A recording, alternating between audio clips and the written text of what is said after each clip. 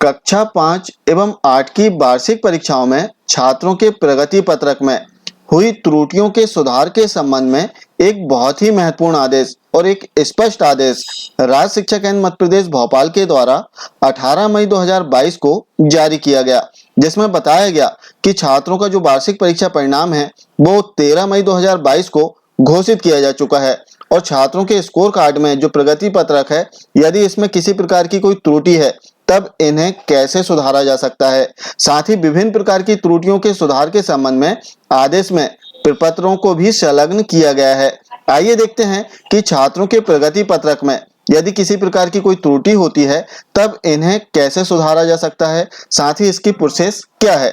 जैसे आदेश में हम देखें तो इसमें बताया गया कि उपरोक्त अनुसार विषय अंतर्गत लेख है कि कक्षा 5 एवं 8 की सत्र 2021-22 की वार्षिक परीक्षा का परिणाम दिनांक 13 मई 2022 को ऑनलाइन वन क्लिक के माध्यम से घोषित किया जा चुका है। अब वार्षिक परीक्षा परिणाम घोषित कर देने के उपरांत जो छात्रों के स्कोर कार्ड हैं वो भी RSK MP की वेबसाइट में अपलोड किए गए, जिन्हें छात्रों ने स्वयं देखा, कक्षा शिक्षकों ने देखा और जो संस्था प्रमुख है इन्होंने भी छात्रों के जो स्कोर कार्ड हैं इन्हें देखा।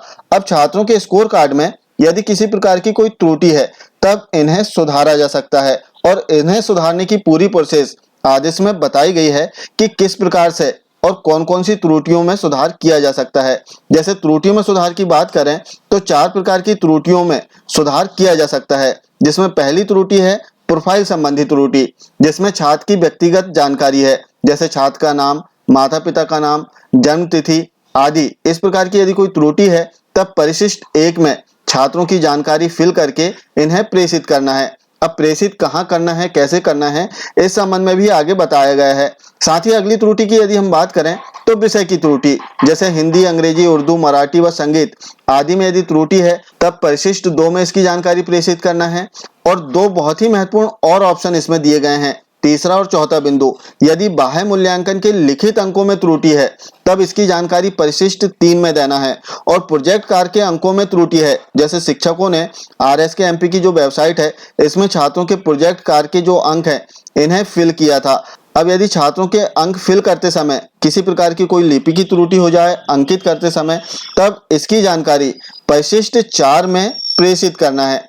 अब जानकारियों को कैसे प्रेषित करना है इस संबंध में बताया गया कि त्रुटियों में से जो उपरोक्त 4 त्रुटियां हैं, इस प्रकार की त्रुटियों में से कोई एक या अधिक त्रुटियां प्रगति पत्रक में पाई जाती है तो शाला प्रमुख उक्त जानकारी को एक एक्सेल सीट पर छात्र की समग्र आईडी के साथ अंग्रेजी भाषा में पृथक पृथक परिशिष्ट में भरकर संकुल केंद्र के माध्यम से जिला शिक्षा अधिकारी कार्यालय में भेजेंगे, स्पष्ट रूप से बताया गया। अब यहाँ पर ध्यान देने वाली बात है कि यदि छात्र के जो व्यक्तिगत जानकारी है इसमें भी त्रुटि है और बाह्य मूल्यांकन या प्रोजेक्ट के जो कार्य के अंक हैं इसमें भी त्रुटि है, तब दोनों परिशिष्ट को आपको अलग अलग एक्सेल सीट में बनाना है और दोनों एक्सेल सीट को आपको अपने संकुल में देना है, जहां संकुल से एकजाई जानकारी जिला शिक्षा अधिकारी कार्यालय में प्रेषित की जाएगी। तो इस प्रकार छात्रों की जो प्रगति पत्रक हैं इनकी त्रुटियों में सुधार के संबंध में जो स्टेप बताई गई है कि संस्था प्रमुख छात्रों के जो प्रगति पत्रक हैं इन्हें चेक कर लें। इसके उपरांत यदि कोई त्रुटि है तब 4 प्रकार की जो त्रुटि वो बताई गई है और चारों त्रुटियों के जो हैं अलग अलग परिशिष्ट दिए गए हैं।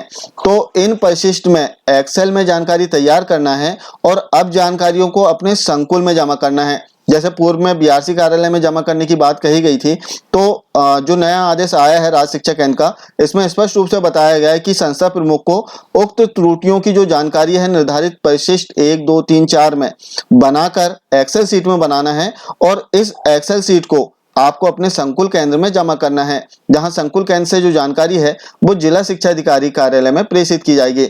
आइए देखते हैं आदेश में जो परिशिष्ट हैं वो किस प्रकार से दिए गए हैं। जैसे हम देखें तो इसमें परिशिष्ट भी संलग्न किए गए हैं। जैसे स्क्रीन को हम नीचे स्क्रॉल करते हैं और यहाँ पर इसे हम रोटेट कर लेते हैं। अब आप देखेंगे कि यहाँ पर परिशिष्ट 3 व 4 दिया गया है। इसी प्रकार इसमें आगे हम देखेंगे तो परिशिष्ट 1 व 2 दिए गए हैं।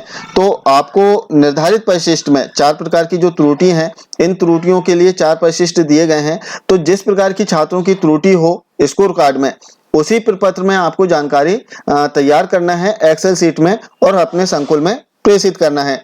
एक ही छात्रों की प्रगति पत्रक में सुधार संबंधी एक बहुत ही महत्वपूर्ण जानकारी। आशा है जानकारी आपको अच्छी लगी होगी। मिलते हैं कुछ इसी प्रकार की जानकारी के साथ में अगले वीडियो में। तब तक के लिए जय हिंद।